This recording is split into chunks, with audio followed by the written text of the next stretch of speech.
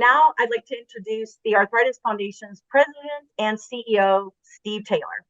Thank you, Suzanne, and thank you to the science team for organizing today's DEI Science Summit. And also thank you to all the speakers that are volunteering their time today to share with you their work in the DEI space and the Arthritis Foundation's commitment to DEI as well.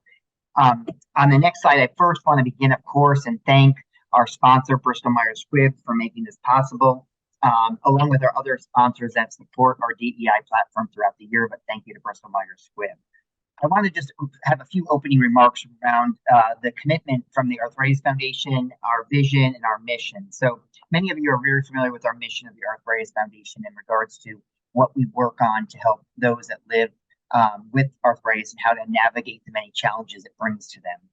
Our vision as an organization is that we hope that all people with arthritis are living a life without limits, and we work diligently day in and day out to ensure that we are knocking down barriers to access to care, helping patients empower them with solutions to live the life that they want to live, and hopefully knocking down those things that get in the way of their limitations. So thrilled that we're here today to talk about DEI because some of you may be familiar that the Arthritis Foundation last year put out a statement regarding our DEI position and where we stand on diversity, equity, and inclusion.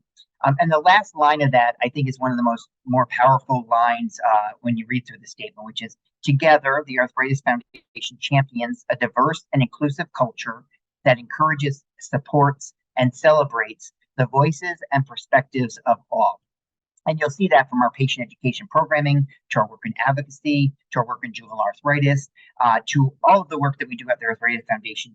We are committed to embracing and involving all communities, all thoughts, and all ideas. And it goes right into all of our science work, of course, as well.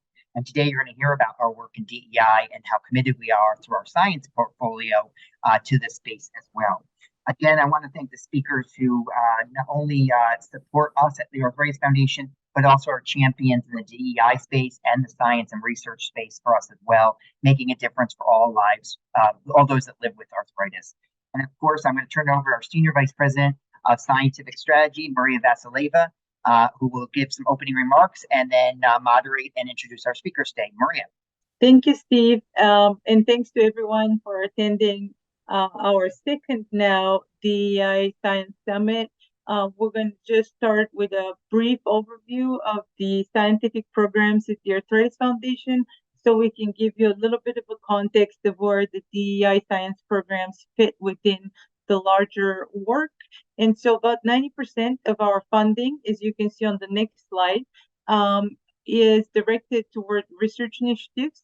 And those are mostly focused on the areas of osteoarthritis, rheumatoid arthritis, as well as supporting our partnership with CARA in the juvenile arthritis space. 10% of the funding is dedicated to workforce development initiatives, and those are very important and grouped in two main program categories. One that is very familiar to everyone, I'm sure, who's joined, and those are the clinical rheumatology fellowships. They have been around for a while. The new version of the program has been in its iteration for 5 years now. But the newer part of this workforce development program are the DEI initiatives. And on the next slide, I'll give you a little bit of an overview of how the workforce development program has evolved over the last few years. Since 2018, we have awarded almost $5 million in fellowships to 17 different institutions and over $600,000 to diversity, equity, and inclusion. As I mentioned, this program is newer and it just started in 2021. In fact, the current fellowship program, which started in 2018, has been able to award 3 to 5 fellowships per year. And they are both in the areas of pediatric rheumatology, adult rheumatology, and med-peds. And actually, several of the presenters today have been Arthritis Foundation fellows in the past.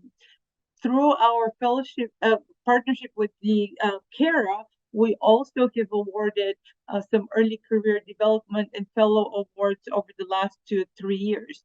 But today we're here to talk about DEI. And so our DEI initiatives, as I said before, started in 2021. and we were able that year to award 6 different awards. And then in 2022, 6 more awards that were focused on health equity research as well as curriculum development. And we're delighted that today you'll be able to hear from the 2022 awardees. We're also very happy to announce that our current request for proposals, which is focused on large multi-institutional planning grants that are focused on curriculum development, is going through the peer review process right now. So we should be able to announce the new awardees before the end of 2023. So we're very happy that we've been able to build a community of investigators and very dedicated experts to this area through the committed funding over the years. None of this would have been possible without the contributions of the DEI expert working group volunteers. They're led by the chair of the working group, Dr. Andrew Chan, and you will see the names of all the other members listed here. I want to thank them for all their contributions and for helping us shape this agenda and develop the work in the DEI space.